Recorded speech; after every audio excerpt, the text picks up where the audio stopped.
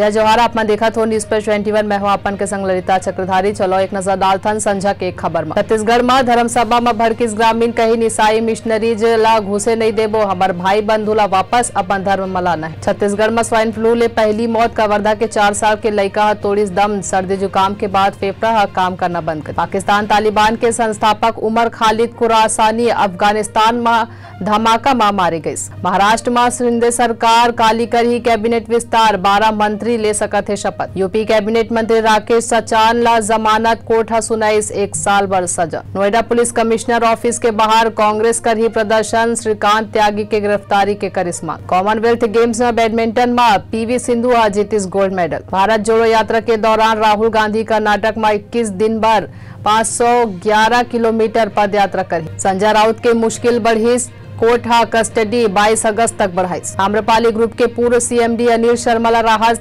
Supreme court ले मिली जमानत। ऐसा जानकारी ले लगातार अपडेट रहे बर देखत रहो न्यूज पर 21 आप मन के हक के बाद।